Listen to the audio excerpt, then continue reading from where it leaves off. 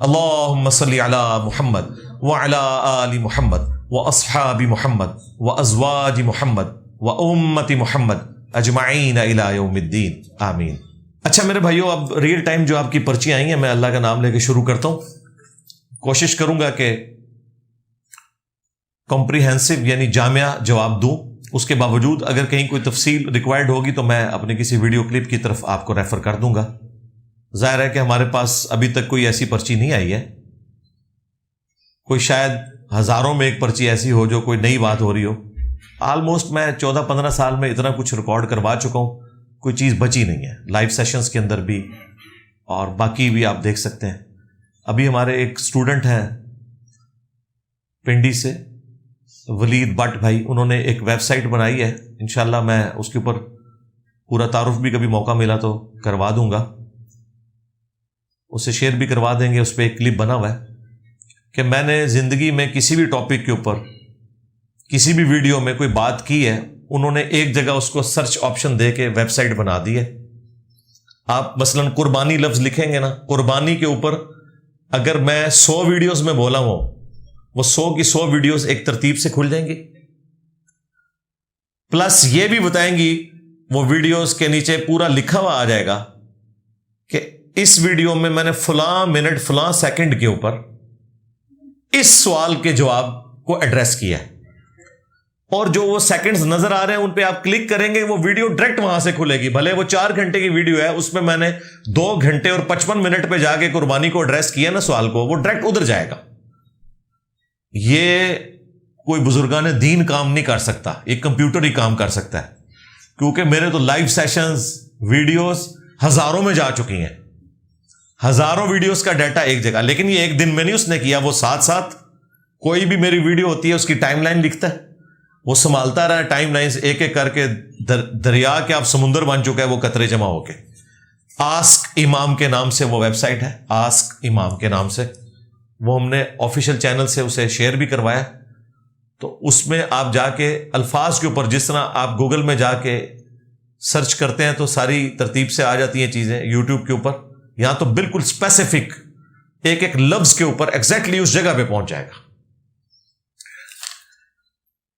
امام بخاری پر پوری امت نے کیسے یقین کیا ہوا ہے کہ جو احادیث کا علم انہوں نے ہم تک پہنچایا وہ درست ہے یا نہیں؟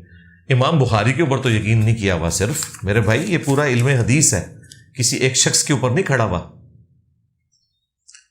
اگر ایک شخص پہ کھڑا ہوتا تو دنیا میں صرف صحیح بخاری ہوتی، صحیح مسلم نہ ہوتی۔ ابو داؤد، ترمذی، نسائی، ابن ماجہ، آلموسٹ 300 کے قریب کتابیں ہیں، اور یہ سارے کے سارے جو امام ہیں وہ ایک دوسرے کو بھی مانتے ہیں۔ پھر وقت کے ساتھ ساتھ جب کریٹیکل انالیسز ہوا تو حدیث کی فیلڈ کے ایکسپرٹ لوگوں نے یہ ڈکلیئر کیا کہ بخاری اور مسلم امت میں سب سے بہترین کتابیں ہیں علم حدیث کی فیلڈ کی۔ یہ امام بخاری، امام مسلم نے اپنے آپ کو نہیں ڈکلیئر کیا کہ ہم اس ریس میں دوڑ کے تو فرسٹ اور سیکنڈ پوزیشن پہ آ گئے ہیں، یہ ذہن میں رکھیے گا۔ یہ فیصلہ کئی سو سال بعد ہوا ہے، جس طرح نوبیل پرائز ایویں نہیں دے دیا جاتا، پوری محنت کے بعد الٹیمیٹلی لوگ ڈیسائیڈ کرتے ہیں۔ جس کو پرائز ملا ہوتا ہے اس نے نہیں ڈیسائیڈ کیا ہوتا کہ میں نوبیل پرائز دوں گا، اتنے لوگوں نے کارنامے کیے ہیں نہیں نوبیل پرائز ملے۔ وہ ایک پوری ٹیم ہے جو ڈیسائیڈ کرتی ہے کہ اس کا اس لیول کے اوپر کنٹریبیوشن ہے، اس کے لیے پرائز بنتا ہے۔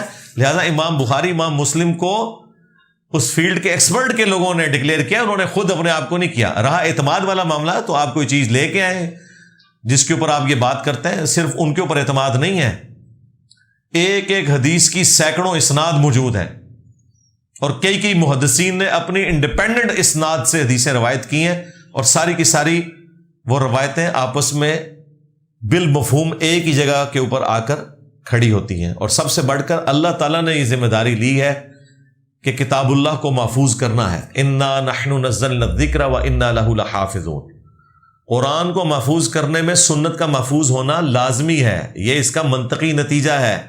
اگر قرآن یہ کہہ رہا ہے وَأَقِیمُوا الصَّلَاةَ وَلَا تَكُونُوا مِنَ الْمُشْرِكِينَ، نماز کو قائم کرنا اور مشرک نہ ہو جانا،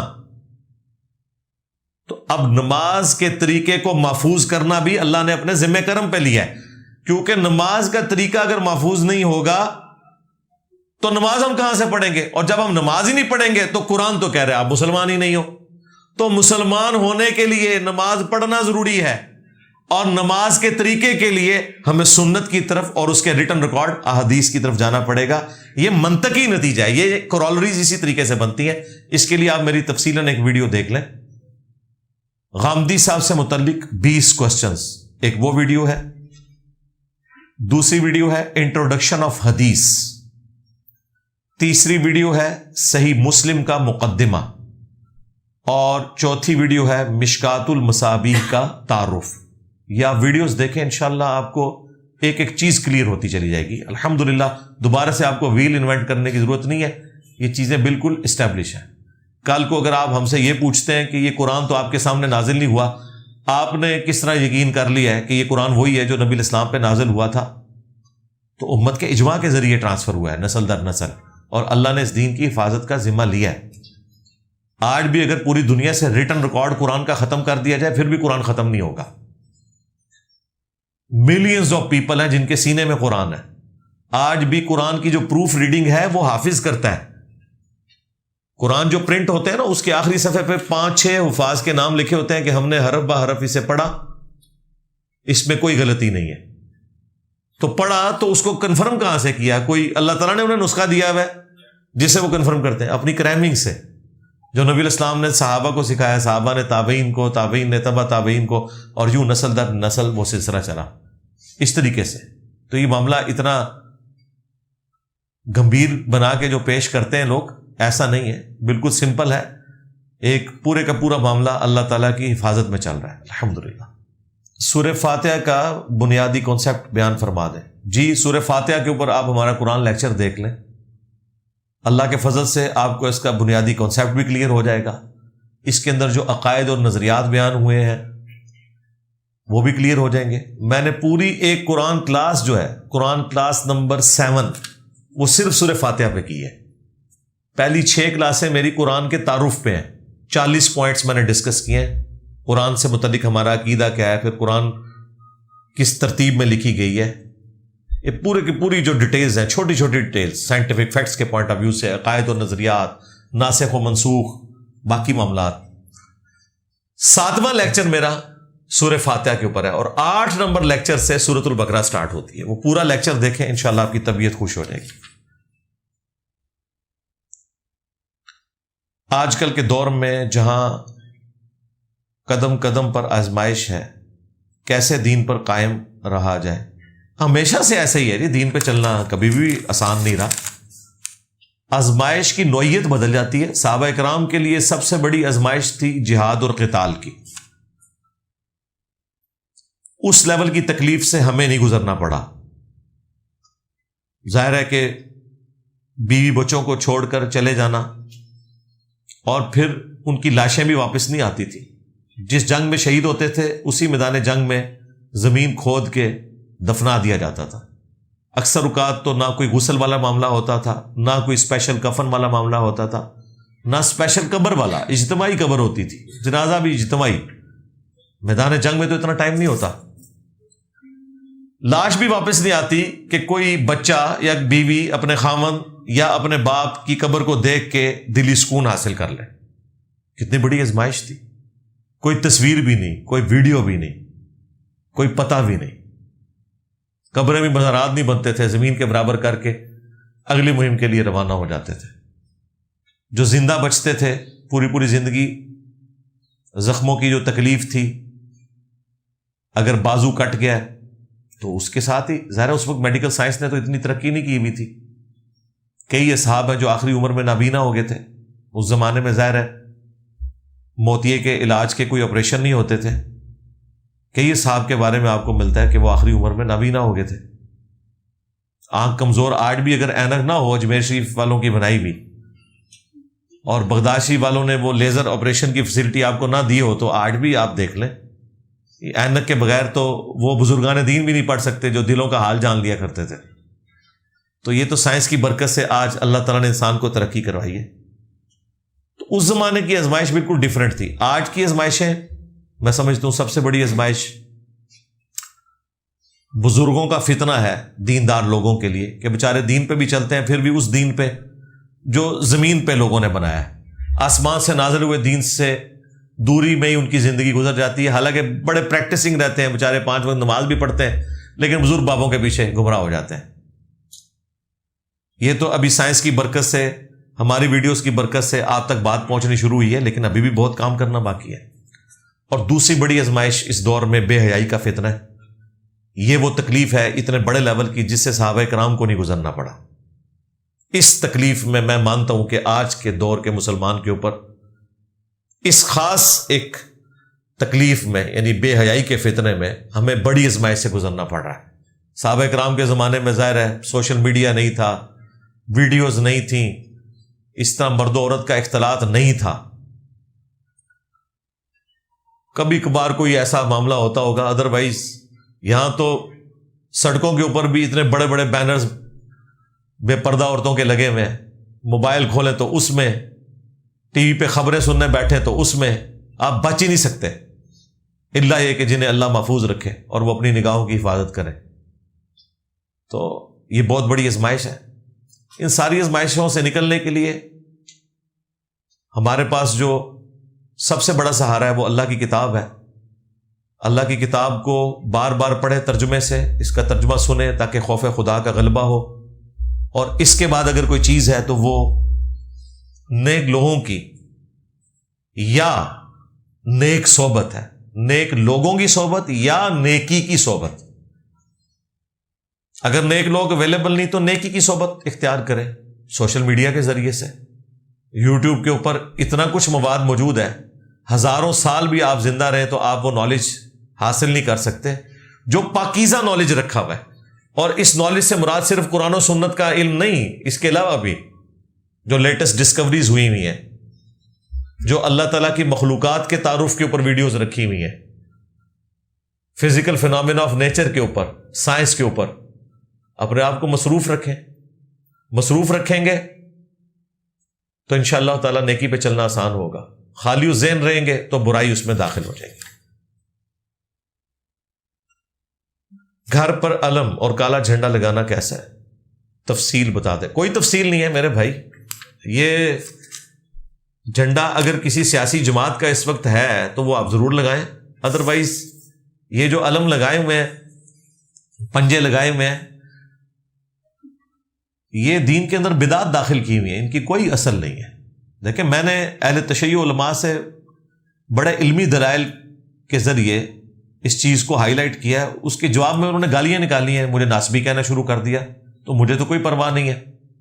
اس کی وجہ یہ ہے کہ جب ان کی پبلک میرے دلائل سنتی ہے تو وہ اپنے علماء کو کہتی ہے کہ یار اس بندے نے جو بھی بات کی وہ کتاب و سنت سے دلائل رکھے ہیں اور منطقی دلائل رکھے ہیں۔ جو شیعہ کا تورہ امتیاز تھا وہ کیا ہے کہ وہ منطقی آپ کو باتیں کرتے ہیں، لاجکس کے اوپر، کتاب و سنت میں نہ بھی لکھی ہوں۔ اب میں چونکہ سارے فرقوں سے نکل کے آیا، مجھے پتا ہے کہ میں نے کس طریقے سے بات کو رکھنا ہے کہ ان کو بات سمجھ آئے۔ اب میں جب ویسے ہی بات رکھتا ہوں تو وہ جواب میں کہتے ہیں تیری پھوپھی بھی ناس گئی سی۔ اللہ کے بندو، سوال گندم جواب چنا، یعنی وہ ہمیں کہتے ہیں کہ جی آپ کہ سنی بھی تو یہ کر رہے ہیں۔ بھائی ہمارا کوئی لینا دینا نہیں بھائی کسی کے ساتھ، آپ ہم سے بات کریں۔ ہم نے ایک سمپل بات رکھی تھی کہ کیا رسول اللہ صلی اللہ علیہ وآلہ وسلم کا پنجہ بنا کر مولا علی نے اپنے گھر پہ کبھی لگایا تھا؟ حالانکہ اگر اس کائنات میں کوئی پنجہ ہے نا جس کی شبیہ ہونی چاہیے تھی، وہ رسول اللہ کا مبارک ہاتھ ہے، جسے اللہ تعالیٰ نے سورہ فتح میں اپنا ہاتھ قرار دیا اور کہا اے نبی جب یہ آپ کے ہاتھ پہ بیعت کر رہے تھے، یہ تو اللہ کی بیعت کر رہے تھے، ان کے ہاتھوں پر اللہ کا ہاتھ تھا۔ یعنی نبی چونکہ نمائندہ ہوتا ہے دنیا میں اللہ کا، تو رسول اللہ کا ہاتھ اللہ کا ہاتھ۔ پھر سورۃ الانفال میں اللہ تعالیٰ نے فرمایا وما رمیت اذ رمیت ولکن اللہ رما۔ اے نبی جب آپ نے وہ کنکریاں پھینکی تھیں، اسپیسیفکلی تو یہاں غزوہ بدر کا ذکر ہے، حنین میں بھی ہوا تھا لیکن یہاں پہ بدر کا ذکر ہے، دونوں جگہ پہ نبی علیہ السلام نے جب ایک مٹھی بھر کے کافروں کی طرف پھینکی تو ان کی آنکھوں میں جا کے لگی اور مسلمانوں کو فتح ہو گئی۔ تو یہ کنکریاں آپ نے نہیں پھینکی تھی، یہ ہم نے پھینکی تھی، جب کہ آپ نے پھینکی تھی۔ دیکھیں الفاظ۔ تو نبی علیہ السلام کا ہاتھ تو اللہ کا ہاتھ تھا. مولا علی 5 سال تک کوفے میں رہے. کبھی آپ نے اپنے گھر پہ یا کوفے کی جامع مسجد جو آپ کا ہیڈ آفس تھا اس میں کوئی پنجہ بنوا کے رسول اللہ کا تو نہیں لٹکایا؟ تو میرے بھائی بعد کے جو پنجے آپ نے بنا لیے ہیں دین میں خود سے چیزیں داخل کی ہوئی ہیں. یہ میں نے لاجیکل جواب دیا تھا، منطقی جواب. اب اس کا تو جواب کوئی نہیں. جس طرح بریلیوں کے پاس کوئی جواب نہیں جب وہ کہتے ہیں جی ہم میلاد کا جلوس نکالتے ہیں تو نیکی کا کام ہے. حضرت جبرائیل نے بھی نکالا تھا. بھائی حضرت جبرائیل کے بعد تو آپ نے نکالا ہے. 800 سال کے بعد وہ ایک مملوک سلطنت کا وہ ایوبی ڈائنسٹی سے ایک بادشاہ تھا الملک المظفر، اس نے یہ بدعت شروع کی تھی 7ویں صدی ہجری کے اندر. پہلے 700 سال کے مسلمانوں کو تو نہیں پتا تھا کہ اس طریقے سے بھی میلاد منانا ہے. وہ تو روزہ ہی رکھا کرتے تھے پیر کا، جو صحیح مسلم میں حدیث ہے فیہ ولدت وفیہ انزل علیہ، میں پیر کا روزہ اس لیے رکھتا ہوں کہ اس دن میں پیدا ہوا، اس دن مجھ پہ پہلی وحی نازل ہوئی. حضرت جبرائیل نے کون سا جلوس نکالا تھا؟ چلے نکالا تھا تو حضرت ابوبکر نے کون سا نکالا، عمر نے، عثمان نے، اور سب سے بڑھ کر حضرت علی جو تینوں خلفاء کے ساتھ رہے. اگر 3 خلفاء کو کوئی حدیث نہیں ملی تھی حضرت علی تک تو پہنچ گئی تھی. تو کوفے میں جو 5 سال مولا علی رہے تو جو میلاد کے جلوس نکالے تھے اس میں نعت کون پڑھتا تھا؟ سبیل پہ کس کی ڈیوٹی ہوتی تھی؟ عمار بن یاسر کیا کر رہے ہوتے تھے؟ لوگوں کو نعت سنا رہے ہوتے تھے. مولا حسن و حسین جو ہے وہ سبیل کے اوپر ڈیوٹی کر رہے ہوتے تھے. بتاؤ، بس ختم. تو یہ میں ان کو اس لیے بات کرتا ہوں ان کے دماغ کھولوں کہ جو کام سب سے بڑے عاشقان رسول نے نہیں کیا تو اسی سے شاہی کوئی نہیں. جی ویسے کرنی نے دانت توڑ دیے. اللہ کے بندو، جھوٹا واقعہ. انہوں نے کہاں سے دانت توڑ دیے؟ اور جن کے سامنے دانت شہید ہوئے مولا علی اور سیدہ فاطمہ، جو بخاری مسلم میں آتا ہے، سہل بن سعد الساعدی کہتے ہیں اللہ کی قسم میں جانتا ہوں کہ غزوہ احد کے موقع پر حضور کا زخم کس نے بھرا تھا، آپ کی مرہم پٹی کس نے کی تھی. مولا علی علیہ السلام ایک ڈھال کو الٹا کر کے اس میں پانی لے کے آئے. سیدہ فاطمہ اس پانی سے زخم کو دھوتی تھی اور جب وہ خون نہیں رک رہا تھا تو انہوں نے کاٹن کا ایک کپڑا جلا کے اس کی راکھ حضور کے زخم پہ رکھی تو خون رکا.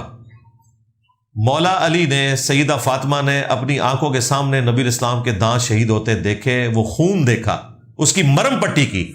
مولا علی نے اپنے دانت کیوں نہیں توڑے؟ تم یہ بتانا چاہ رہے ہو کہ ویسے کرنی جو ہے وہ مولا علی سے بڑا عاشق رسول ہے؟ یہی مطلب نکلا نا. اور کیا نکلتا ہے پھر؟ آگے کہانیاں بنائی جی کیلا نازل. او اللہ دے بندو، کیلے کا ذکر قرآن میں موجود ہے. کیلا دے پہلے درجے. کسی سائنٹسٹ کو نہ دسنا شکر ہے گوروں کو اردو نہیں آتی، تمہیں انگریزی نہیں آتی. کیلا نازل ہے ویس کرنی ہے. پہلے یہ مسئلہ حل کرو. تم نے ویسے کرنی کا مرتبہ حضرت علی سے، فاطمہ سے بڑھا دیا. یہ جھوٹا واقعہ، جعلی واقعہ. اس کے اوپر پورا ماتم کھڑا کیا ہوا.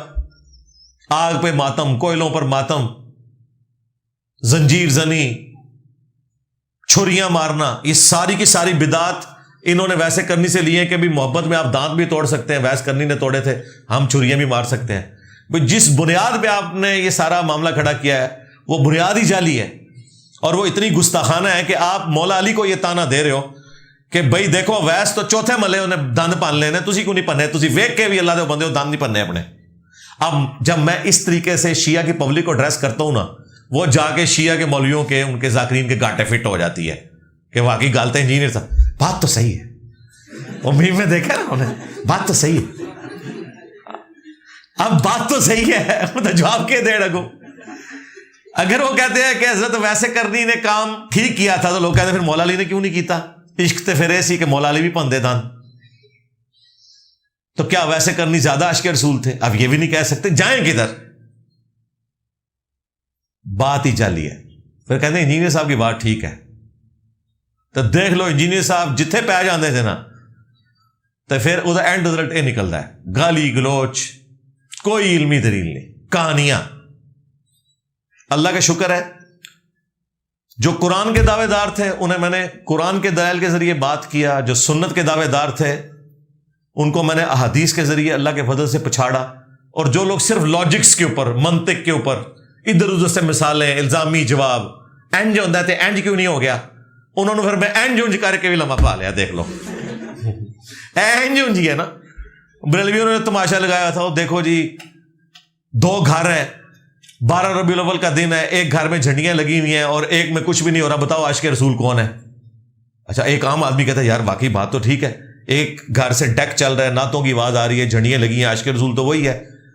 اب دوسرے بیچارے سہمے میں بیٹھے ہوئے تھے, وہابی بھی اور دیوبندی بھی. پھر میں وچ پہ گیا, میں کہا ادھر آؤ ادھر آج باباؤں کے بابا تیار ہو جاؤ, ابو آ رہے ہیں. ہاں ابو جو بھی آئے نا, ابو نے کیا چھڑ دے, یہ تو ربیع الاول ہے, 2 مہینے پہلے 10 محرم آیا تھا. ایک گھر میں مجلس ہو رہی تھی اور لوگ اہل البیت کو یاد کر کے رو رہے تھے اور اپنے زوم میں عشق کے اظہار کے لیے ماتم کر رہے تھے, اور دوسرے گھر میں کچھ بھی نہیں ہو رہا تھا, اور یہ میلاد والا گھر تھا جس میں کچھ نہیں ہو رہا تھا. اب بتاؤ میلادیو, تم عاشقان اہل بیت ہو یا شیعہ اہل بیت کے عاشق ہیں؟ کہنا نہیں ہے کوئی عشق دی نشانی تے نہیں نا, اے ثابت تے کوئی نہیں, تو تیرا بھی ثابت کوئی نہیں, لو سامو.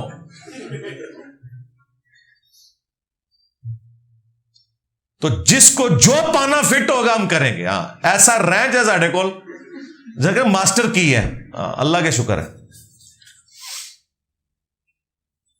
10 محرم کے دن کالے کپڑے پہننا کیسا ہے؟ افسوس کی نیت سے نہیں, افسوس کی نیت سے نہ پہنے, ویسے آپ پہنے.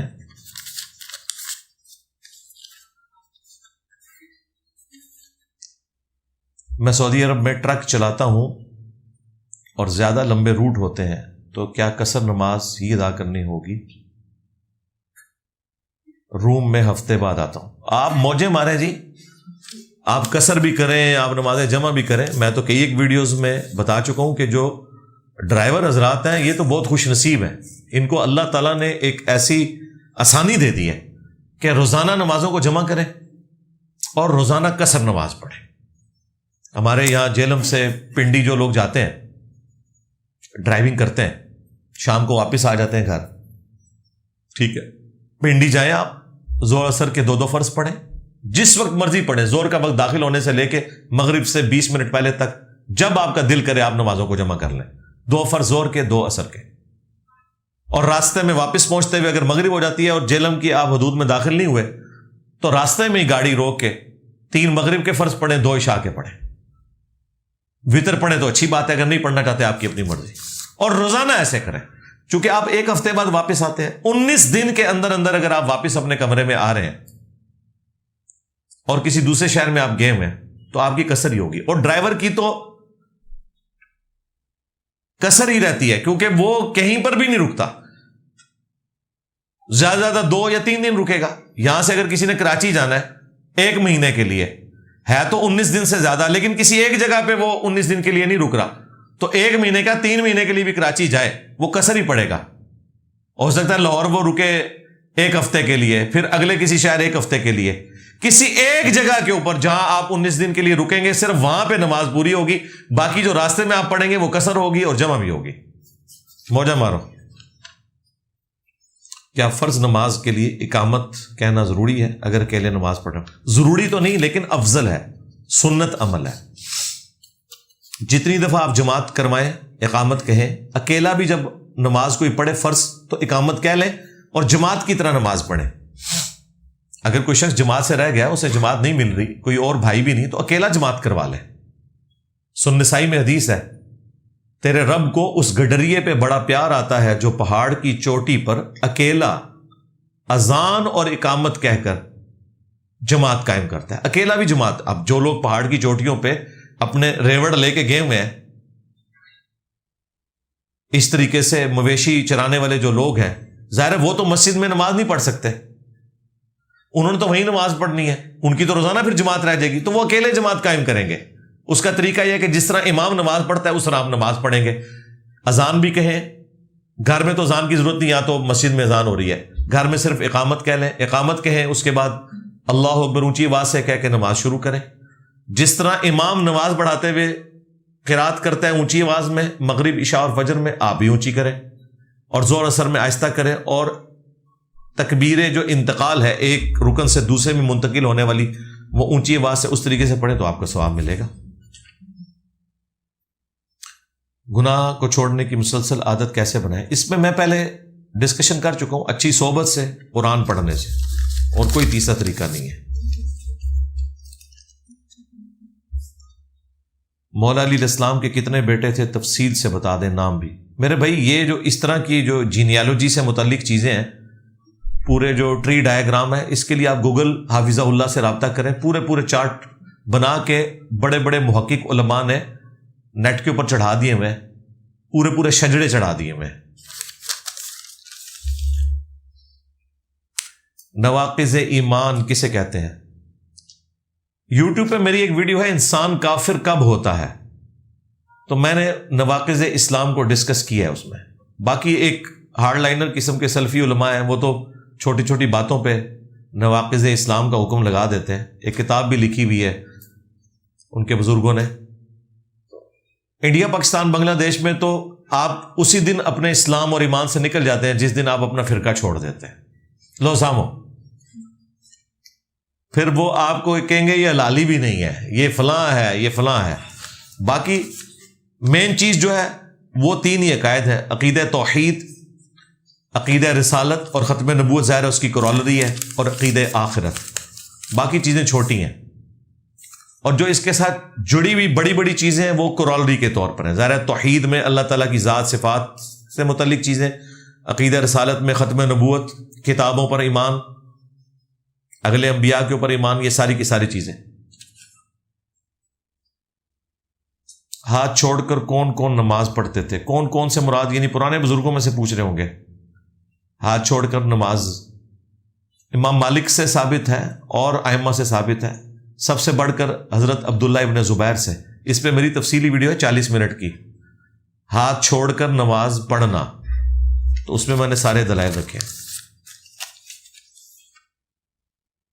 کیا یزید 12 خلفاء میں شامل تھا؟ کچھ لوگ امیر یزید کہتے ہیں۔ تو یار کتے کی ہو رہی ہے نا ایسے لوگوں کی، اور کتنی کروانی ہے؟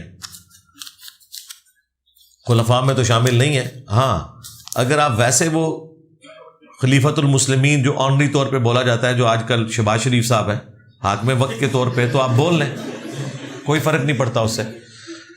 جو خلیفہ ایز اے ٹرم ہے وہ تو ہم حضرت معاویہ کے لیے بھی نہیں بولتے۔ وہ خلفۂ راشدین 5 ہی ہیں: ابو بکر، عمر، عثمان، علی، حسن ابن علی، یا چھٹے کوئی ہے تو عمر بن عبدالعزیز ہے۔ ویسے خلیفہ کے طور پہ آپ کسی بھی حاکم کو خلیفہ کہیں، وہ تو سلطنت عثمانیہ کے جتنے ملوک تھے، بادشاہ تھے، وہ بھی اپنے آپ کو خلیفہ ہی کہلوایا کرتے تھے، اس سے کوئی فرق نہیں پڑتا۔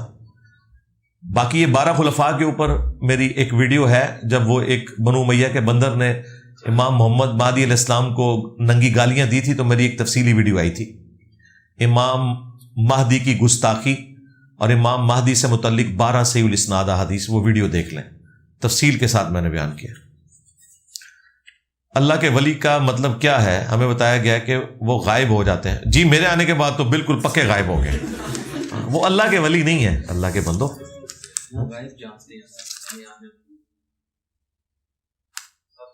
اچھا، غیب کیا جانتے ہیں وہ اللہ کے بندو؟ آپ کو نہیں پتا؟ ہم نے تو کیا، ہم اپنی میکینیکل انجینئرنگ کا فارمولہ لکھ کے دیتے ہیں، دیکھ کے پڑھ کے کو بتا دیں ولی۔ غیب تو چھڑ دو، جو دل کے حال جان رہے ہیں، صرف یہ تو میں کہہ ہی نہیں رہا کہ یہ بتائیں لکھا کیا ہوا ہے، نہ صرف اس کی تلاوت کر دیں۔ جس طرح کئی لوگ ہیں قرآن کا فہم نہیں جانتے لیکن قرآن کی تلاوت کر لیتے ہیں، یہ صرف اس فارمولے کو تلاوت کر دیں۔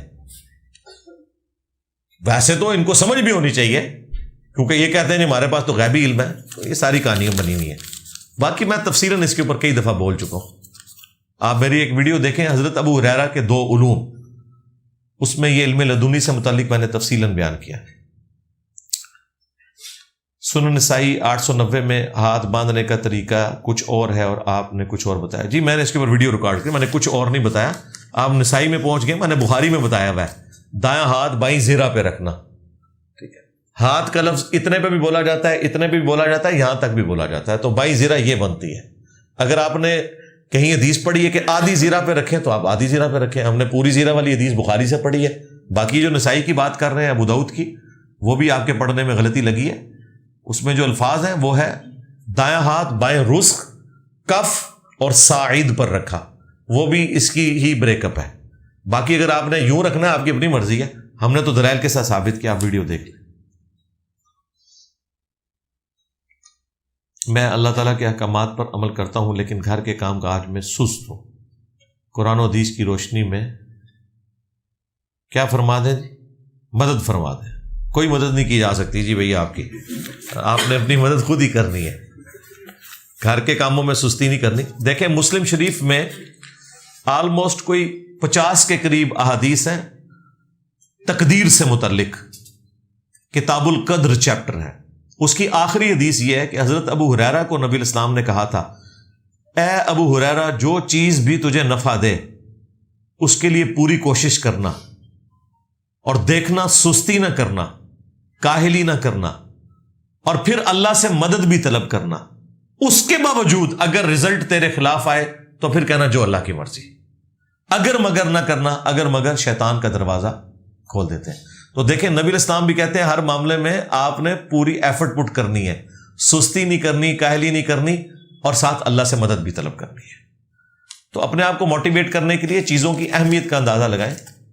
گھر کے جتنے بھی کام کاج ہیں نا، یقیناً وہ کام کاج حقوق العباد کے ساتھ جڑے ہوئے ہوں گے، تو اپنے آپ کو موٹیویٹ کریں کہ اگر ماں باپ کے کہنے پہ میں کوئی کام کرنے باہر جا رہا ہوں یا گھر کا کوئی کام کر رہا ہوں تو ماں باپ کی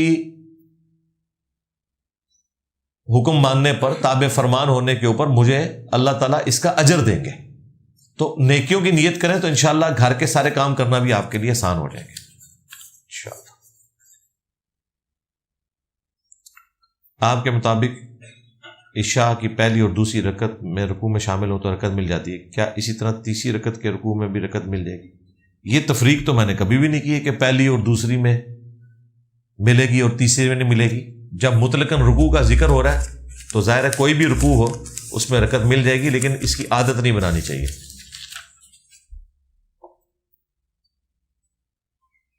یہ کیا لکھا ہے جی؟ وائپ یا ویپ یہ کیا بنا ہے جی؟ کہ اس میں مجھے تو نہیں پتا اس کی تفصیلات کیا ہوتی ہیں۔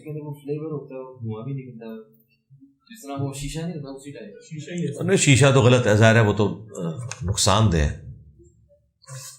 اس طرح کی جتنی چیزیں خواہ وہ نشہ نہ بھی دیں، جو صحت کے لیے نقصان دہ چیزیں نسوار کی شکل میں اور سگریٹ کی شکل میں، شیشہ کی شکل میں، اس پہ میں نے ویڈیوز ریکارڈ ہوئی بھی ہیں۔ وہ تو قرآن میں واضح حکم ہے وَلَا تُلْقُوا بِأَيْدِيكُمْ إِلَى التَّهْلُكَةِ، اپنے ہاتھوں سے اپنے آپ کو ہلاک مت کرو۔ تو یہ ساری کی ساری چیزیں اپنی صحت کو نقصان پہنچانے والی ہیں۔ کیا اسلام میں ٹیٹوز جائز ہیں اور کیا اس کے ہوتے ہوئے نماز ہو جائے گی؟ نماز پہ تو کوئی فرق نہیں پڑتا، وہ ایک الگ سے غلط کام ہے۔ آپ کو ٹیٹو کے ہوتے ہوئے نماز کا پوچھ رہے ہیں، آپ نے کبھی یہ کیوں نہیں پوچھا کہ جس نے داڑھی نہیں رکھی اس کی نماز ہو جائے گی؟ وہ بھی تو اللہ کا بہت بڑا حکم توڑ رہا ہے۔ تو نماز تو ہو جائے گی، وہ ایک الگ سے فرض ہے، یہ ایک الگ سے غلط کام ہے۔ اگر ہو گیا ہوا ہے تو بس ٹھیک ہے، توبہ کر لیں، اب اس کو مٹوانے کی ضرورت نہیں ہے۔ کئی لوگ اس کا باقاعدہ سرجری کرواتے ہیں، بعض کا تیزاب ڈال دیتے ہیں، اس کے اوپر مزید اپنا زخم بگاڑ لیتے ہیں۔ ممانعت تو ہے، بخاری مسلم میں حدیث ہے کہ نبی علیہ السلام نے لعنت فرمائی ہے ایسی عورتوں پر جو دانتوں میں گیپ بنواتی ہیں یا ٹیٹو بنواتی ہیں یا چہرے کے بال اکھاڑتی ہیں۔ تو وہ اپنی جگہ ہے، جو زمانے جاہلیت میں بن گئے ہوئے بس ٹھیک ہے، اس پہ توبہ کر لیں، کافی ہے۔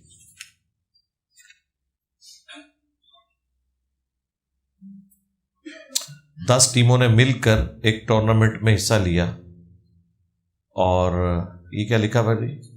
ایک 2000 روپے دی رقم ایڈوانس۔ ہاں تو یہ تو جو ہے نا بھائی، اس کی وجہ ہے کہ انٹری فیس جو ہے وہ جو آپ نے دی ہے اسی میں سے تو انعام دیں گے، جو ہار گئے تو ان کا تو ضائع گیا نا۔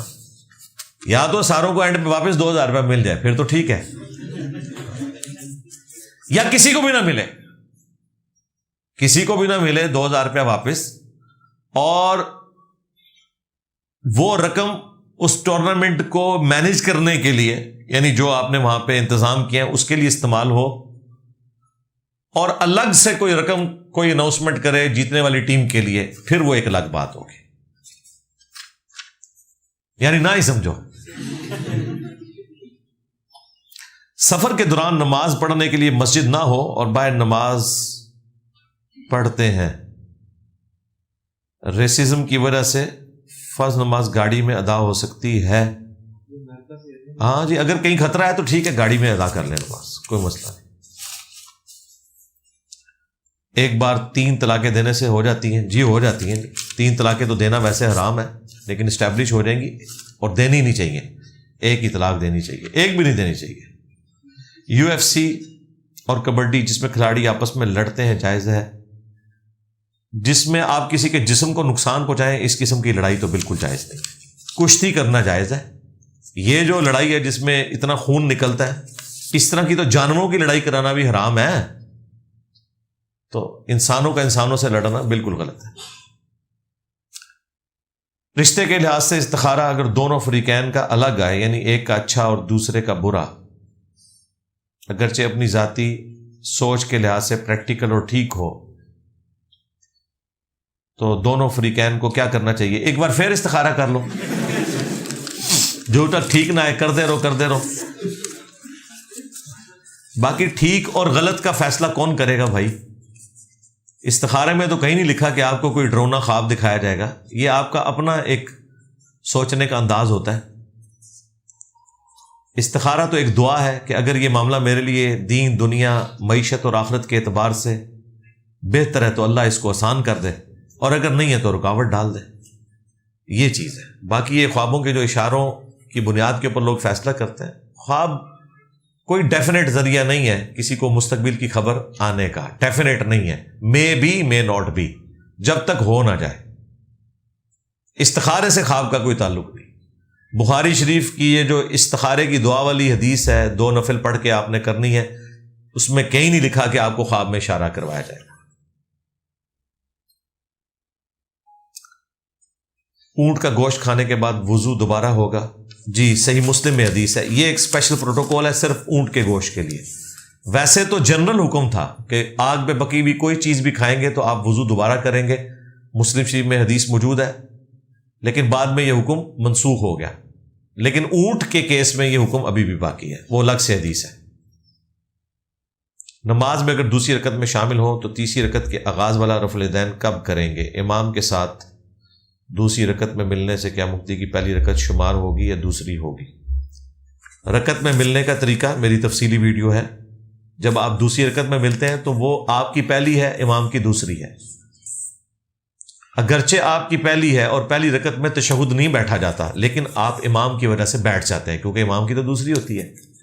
تو اس کا مطلب یہ ہے کہ جب اب امام تشہد کے بعد اٹھے گا، اگرچہ آپ کی دوسری ہے اور دوسری رکعت رفع الیدین سے نہیں شروع ہوتی، لیکن چونکہ امام کی تیسری ہے اور امام رفع الیدین کر رہا ہے تو آپ بھی رفع الیدین کریں گے، پھر آپ امام کے ساتھ شامل ہو جائیں۔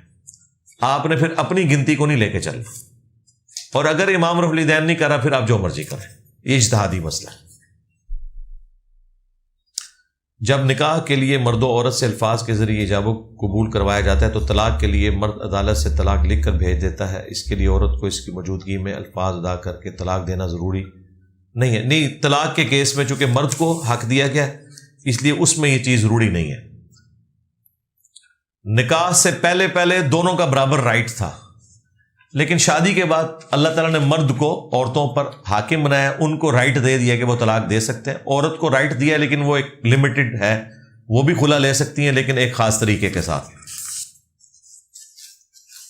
عدالت میں بھی جانا ضروری نہیں ہے، مرد اکیلے کمرے میں بیٹھ کے بھی اگر کہتا ہے نا کہ بیوی کو طلاق دی تو اس کی ہو جائے گی، یہ اس کا رائٹ ہے، اس نے استعمال کر لیا، بعد میں بے شک وہ بھگتا رہے۔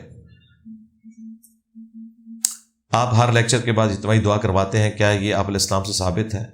اگر کسی نے آپ علیہ السلام سے دعا کا کہا اور آپ نے ہاتھ اٹھا کر دعا کی ہو، جی اتنا تو ثابت ہے، نبی علیہ السلام سے جب بھی دعا کے لیے کہا گیا آپ علیہ السلام نے دعا کی۔ بخاری مسلم میں موجود ہے کہ جمعے کے خطبے میں، حالانکہ تقریر کے دوران تو اس طرح خطیب کو نہیں روکنا چاہیے، لیکن نبی علیہ السلام کو ایک دیہاتی شخص نے کہہ دیا یا رسول اللہ دعا کریں ہمارے مویشی ہلاک ہو رہے ہیں، تو بخاری مسلم کے الفاظ ہیں آپ نے دعا کی۔ جاتے ہوئے وہ سورج کی روشنی میں گئے تھے، واپسی پہ بارش ہو رہی تھی اور ایک پورا ہفتہ بارش ہوئی۔ اگلے جمعے وہی شخص دوبارہ کھڑا ہوا کہ یا رسول اللہ دعا کریں صرف ہماری زمینوں پہ بارش ہو، ہمارے تو مکان ٹپکنا شروع ہو گئے، چھتیں گر جائیں گی۔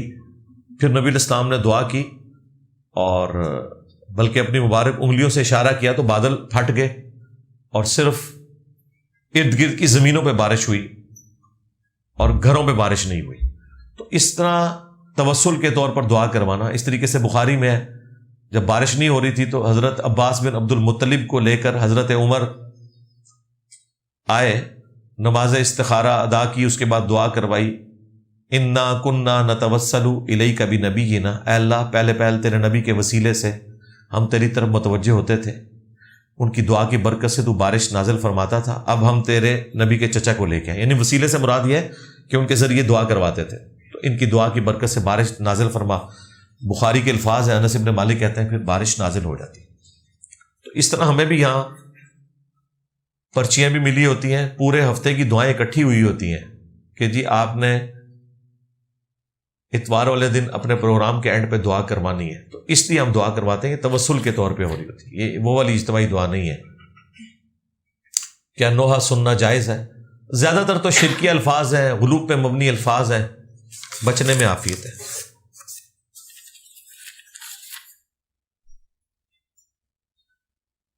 آپ نے کہا تھا کہ جو لوگ استار رکھتے ہیں اور اپنے بچوں کو باہر بھیجیں, کیا باہر سودی نظام ہونے کے باوجود ایسا کرنا جائز؟ یہاں پہ بھی سودی نظام چل رہا ہے پورے کا پورا. بڑی مشکل سے اسلامک بینکنگ والا معاملہ شروع ہے, اس میں بھی ابھی کافی ساری کمزوریاں وقت کے ساتھ ایڈریس ہو جائیں گی. باہر بھیجنے کا مقصد یہ تھا کہ یہاں بیٹھ کے خودکشی نہ کریں, جیب کترے نہ بنے, اسٹریٹ کرائم نہ شروع کر دیں. ظاہر ہے بسم اللہ پڑھنے سے تو پیٹ نہیں بھرے گا, دروشی پڑھنے سے تو پیاس نہیں مٹے گی. اللہ تعالیٰ نے دنیا کو معیشت کے ساتھ جوڑا ہوا ہے, اس لیے یہ بات کی تھی. ٹھیک ہے, آپ نہیں بھیجنا چاہتے نہ بھیجیں, ہم نے کوئی زبردستی کی ہے. قربانی کے لیے کتنی استطاعت مالی ہونی چاہیے؟ یہ جو حنفی کہتے ہیں نا کہ قربانی کے لیے صاحب استطاعت ہونا ضروری ہے, اور اس میں وہ قیاس کرتے ہیں اس کے اوپر صاحب نصاب جو زکوٰۃ ہوتی ہے, اس کے لیے مالی استطاعت ہے. اگر آپ جانور خرید سکتے ہیں تو ٹھیک ہے, اور یہ قربانی بھی سنت مؤکدہ ہے, واجب اور فرض نہیں ہے. اگر کوئی نہیں کرنا چاہتا تو ٹھیک ہے, لیکن یہ پسندیدہ نہیں کہ کوئی شخص استطاعت کے باوجود چھوڑ دے. استطاعت یہ ہے کہ آپ جانور خرید سکتے ہیں یا جانور میں حصہ ڈال سکتے ہیں. ہر علاقے میں استطاعت پھر ڈفرینٹ ہوگی. اب جنوبی پنجاب جہاں پہ اتنی زیادہ بھیڑ بکریاں چرواہے پالتے ہیں, وہاں تو بکریاں بہت سستی ملتی ہیں, وہاں قربانی کرنا آسان ہے ایک بندے کے لیے, یا گائے میں حصہ ڈالنا. یہاں پہ تو اب گائے کا حصہ بھی 25-30 ہزار روپے پہ پہنچ چکا ہے. مجھے اچھے طریقے سے یاد ہے جب ہم اسکول میں پڑھتے تھے, اس وقت جو بڑا بیل ہے نا, جو ہیوی ڈیوٹی بیل 5 سے 7 ہزار کا آتا تھا. عموماً بیل 1-2 ہزار میں بیل اور گائے مل جاتی تھی, اور بکرے تو ہزاروں میں ہوتے ہی نہیں تھے. اب تو بکرے لاکھوں میں, بیل بھی لاکھوں میں اور بکرے بھی لاکھوں میں. تو ڈپینڈ کرتا ہے. قربانی کے اوپر میری تفصیلی ویڈیو ہے, مجلس 124, وہ آپ دیکھ لیں. قربانی سے متعلق 50 کوسچنز. میرے پاس 7.5 تولے سے زیادہ مالیت کا سونا ہے, اور میں نے اپنے بچوں کی شادی کی نیت سے رکھا ہوا ہے. میرے پاس اتنی رقم کبھی نہیں ہوتی کہ ان کی زکوٰۃ ادا کروں. جی یہ رقم ہے نا آپ کے پاس 7.5 تولے, اس سے زیادہ ہو چکی ہے نا, تو زکوٰۃ دیں. وہ کتنی ساری زکوٰۃ ہے بھائی, زکوٰۃ تو نکالنی ہے. اسلام میں آپ 7.5 تولے سے زیادہ سونا یا اتنی مالیت کی کرنسی نہیں رکھ سکتے. اگر رکھیں گے تو ہر سال 40واں حصہ یعنی 2.5% زکوٰۃ دیں گے. جس طرح گورنمنٹ بھی آپ سے ٹیکس لیتی ہے, یہ اللہ تعالیٰ کا مقرر کردہ ٹیکس ہے کہ وہ آپ نے دینا ہی دینا ہے. شادی کے لیے رکھا ہے, کسی کام کے لیے رکھا ہے, اس سے کوئی لینا دینا نہیں, اس میں اللہ کا حق ہے.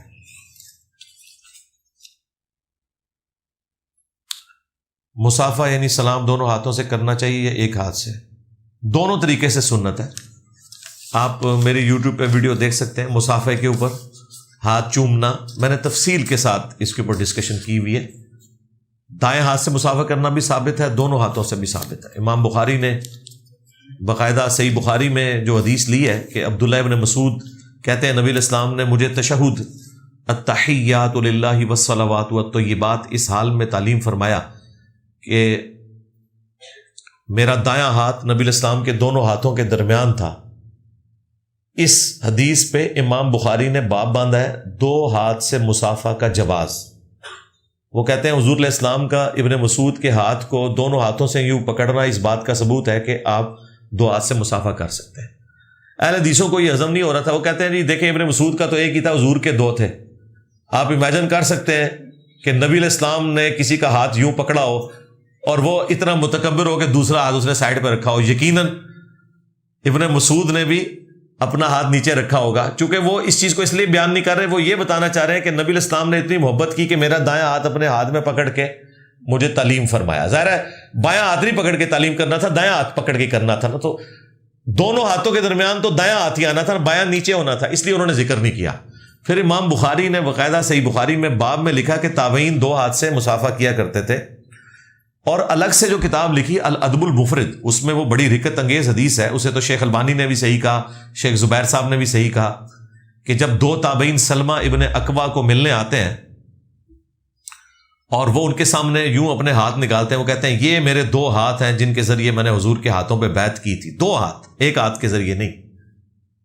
تو وہ تابعین ایک دم کھڑے ہو کے ان کے ہاتھوں کو چومتے ہیں کہ ان ہاتھوں نے نبی علیہ السلام کو ٹچ کیا ہوا ہے. اس سے ہاتھ کو چومنا بھی ثابت ہوا, 2 ہاتھ سے مصافحہ بھی ثابت ہوا. میں تو کافی دفعہ ویڈیوز میں ریکارڈ کروا چکا ہوں. اہل حدیث کا موقف بالکل غلوف کے اوپر مبنی ہے, جہالت کے اوپر مبنی ہے. لوگوں کے پوچھنے پر قربانی کے متعلق بتایا کہ 1 بیل یا 2 بیل قربان کیے ہیں, اتنا گوشت نکلا ہے, کیا یہ سب کچھ دکھلاوا میں آتا ہے؟ بھئی یہ آپ نے بتانے سے پہلے پوچھنا تھا نا. اگر اس وقت بتاتے ہوئے آپ کی نیت نہیں تھی ریاکاری کی تو کوئی مسئلہ نہیں ہے, یہ تو آپ کی نیت کے اوپر ڈیپینڈ کرتا ہے. بہرحال خاموش رہنے میں ہی عافیت ہوتی ہے. اور اتنا حساب کتاب لگا کے اس نے نکالا کیا اس میں سے, کوئی مطلب اس میں یا تو کچھ نکال کے آپ کو بتائے نا, کوئی اس نے اسٹیٹسٹیکل ڈیٹا اکٹھا کر رہا ہے کوئی امت کے کوئی فلاح کے لیے. ایویں لوگ چسکے لیتے ہیں, راہ چلتے ہی کوئی بیل لے کے جا رہا ہے کینیڈا لے آ جائے, نہ لینا نہ دینا, خام خواہ ایک شوق ہوتا ہے. ہاں اگر آپ بیل کی تلاش میں ہیں اور آپ مختلف بیل دیکھ رہے ہیں اور آپ کسی سے پوچھ لیتے ہیں یہ کتنے کا لیا, تاکہ مجھے ایک ڈیٹا مل جائے کہ میں نے جو بیل لینے جانا ہے تو مجھے اندازہ ہو کہ وہ فلاں بیل میں نے اتنے کا دیکھا تھا تو یہ اتنے کا درست ہے, پھر تو ٹھیک ہے. جب آپ کا کوئی بیل سے لینا دینا ہی نہیں, خام خواہ لوگوں سے پوچھ کے ان کو بھی تکلیف میں ڈالنا, اور وہ بھی آگے سے پھر 2-4 لاکھ ایڈ کر کے ہی بتا رہے ہوتے ہیں بیچ میں, بیٹھے بٹھائے راہ چاہتے اپنا بھی ٹائم ضائع کر دو, اگلے بندے کی قربانی لے کے ٹوٹ جان دو. فطر پڑھنے کا طریقہ بتا دیں, 3 رکعت. وطر کے اوپر مسئلہ 130 میرا ریکارڈ ہے. 3 وطر پڑھنے کا افضل طریقہ تو ہے 2 رکعت پڑھ کے سلام پھیر دیں, جو بخاری میں عبداللہ ابن عمر نے طریقہ بتایا. اس کے بعد 1 رکعت الگ سے پڑھیں گے, اور اس میں ظاہر ہے آپ نے سورۃ الفاتحہ 7 سورت ملانی ہے, اور اس کے بعد دعائے قنوت ڈائریکٹ بھی پڑھ سکتے ہیں, اور اللہ اکبر کہہ کے دوبارہ سے ہاتھ باندھ کے بھی پڑھ سکتے ہیں. اور دوسرا طریقہ یہ ہے کہ 3 وطر اکٹھے پڑھیں, لیکن ان میں پھر آپ درمیان والا تشہد نہیں کریں گے, مغرب سے اسے مختلف کر کے پڑھنا ہے. تیسری رکعت پھر رفع الیدین سے شروع ہوگی, اور باقی وہی طریقہ ہوگا. نماز کا پریکٹیکل آپ لکھیں, میری ویڈیو ریکارڈ ہے, اس میں میں نے وطر کا پریکٹیکل طریقہ, نماز جنازہ کا, نماز عیدین کا اور نماز کا سارے پریکٹیکل بتائیں, ایک ریفرنس لگے ہوئے حدیثوں کے. مرد کو جنت میں حوریں ملیں گی اور عورت کو کیا ملے گا, یہی آپ جا کے لکھیں, عورت کو جنت میں کیا ملے گا. عورت تو تسی لبو گے جنہیں سوال پوچھا ہے, باقی ویڈیو دیکھ لیں. کیا ٹیکس کی صورت میں زکوٰۃ دی جا سکتی ہے؟ نہیں میرے بھائی, ٹیکس کا معاملہ ڈفرنٹ ہے. ٹیکسز جو ہمارے آج کل اکٹھے ہو رہے ہیں نا, ان میں آپ کو بہت زیادہ فیسلٹیز دی جا رہی ہیں جو بیت المال سے بھی بڑھ کے فیسلٹیز ہیں اگر دیکھا جائے تو. ابھی بھی کافی ساری پینڈنگ ہے, لیکن پھر بھی جو ٹیکسز ہیں ان کا معاملہ بالکل الگ ہے. آپ زکوٰۃ کو اس کھاتے میں ڈال ہی نہیں سکتے. کاروبار میں انویسٹمنٹ کی جائے اور ماہانہ فکس پرسنٹیج جائز ہے. پرسنٹیج کس چیز کی ہے؟ پرسنٹیج منافع کی تو ہو سکتی ہے, پرسنٹیج سرمایہ کاری کی نہیں ہو سکتی. مثلا آپ یہ کسی کو نہیں کہہ سکتے کہ 1 لاکھ روپیہ لو اور مجھے مہینے کا 5,000 روپیہ پروفٹ دو, یہ تو سود ہے. یہ ہو سکتا ہے کہ 1 لاکھ روپیہ کاروبار میں لگاؤ, اس لاکھ سے جو کماؤ گے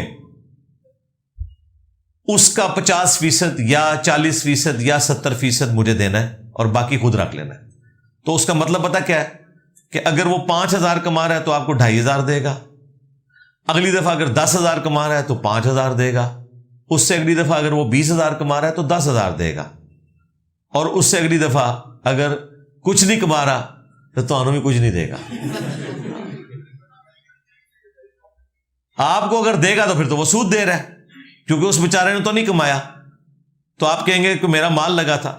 بھائی آپ کا مال ضائع ہو گیا تو آپ کہیں گے جب مال ضائع ہوا تو اس کا کیا ضائع ہوا؟ اس کی محنت ضائع ہوئی. اس کی محنت ضائع ہوئی. جو کسان زمین میں ہل چلاتا ہے تو محنت کرتا ہے نا، اپنا جسم بیچتا ہے نا. وہ زمین آپ کی، بیج کا خرچہ آپ کا، ٹیوب ویل کا خرچہ آپ کا، محنت کس کی؟ کسان کی. نقصان ہوگا نا تو مالی نقصان آپ کو ہوگا، کسان نے آپ کا نقصان نہیں بھرنا. ہاں جسمانی نقصان کسان کو ہوا کہ اس نے اتنی محنت کی تھی، اس بیچارے کو کوئی فائدہ نہیں ہوا، اس کی محنت ضائع گئی، آپ کا مال ضائع گیا. یہ نہیں ہو سکتا نقصان ہوا ہے تو آپ کہیں آدھا یہ بھرے، آدھا وہ بیچارہ کہاں سے بھرے، وہ تو پہلے ہی پیسا ہوا ہے. وہ بھرنے جوگا ہوتا تو اپنا کاروبار نہ کر لیتا. تو جو کہتے ہیں نفع نقصان کی بنیاد پہ، نفع نقصان کی بنیاد پہ نہیں ہوتا. ہاں نفع کی بنیاد پہ تو ہے. نقصان کے کیس میں جس کی انویسٹمنٹ ہے وہ برداشت کرے گا، دوسرے کا نقصان پیسے کا نہیں ہوگا، محنت ضائع ہوگی.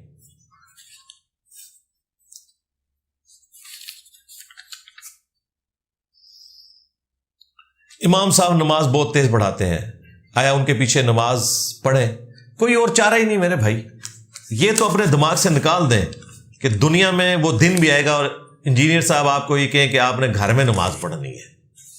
یہ سب سے بڑا شیطانی حملہ ہے کہ آپ مسجد کو چھوڑ دیں.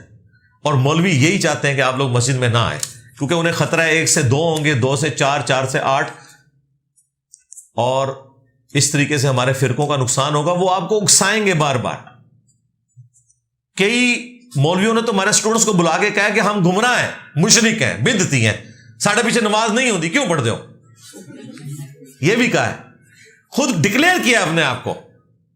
تو اس کا جواب ہمارے اسٹوڈنٹس یہی دیتے ہیں کہ جب تک آپ کی مساجد سے حی علی الصلاۃ، حی علی الفلاح کی آواز آئے گی، ہم آپ کے پیچھے نمازیں پڑھیں گے، چندے بھی آپ کو دیں گے.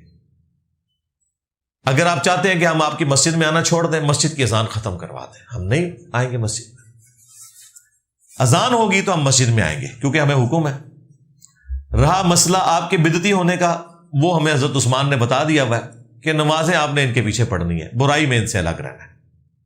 ہاں یہ بدعتی امام ہی کیوں نہ ہو، ان کی برائی کا وبال ان کے اوپر ہوگا. میں نے اس کو ایز اے ڈاکٹرن تفصیل کے ساتھ ڈسکس کیا ہے، شرک والے امام کے پیچھے نماز، جس میں میں نے باقاعدہ دلائل پیش کیے ہیں کہ امام جیسا ہی بد عقیدہ کیوں نہ ہو، آپ نے اس کے پیچھے نماز پڑھنی ہے. باقی یہ کہ تیز پڑھاتا ہے تو آپ تھوڑی سپیڈ تیز کر لیں، یا تھوڑا مال پانی لگائیں اس کے اوپر، گفٹ شفٹ دیں اس کو. ہاں اور اسے کہ تھوڑی سی نماز آہستہ پڑھے، میں اتنی تیز پڑھ نہیں سکتا. بغیر مال پانی کے کام نہیں چلے گا، یہ میں آپ کو بتاؤں.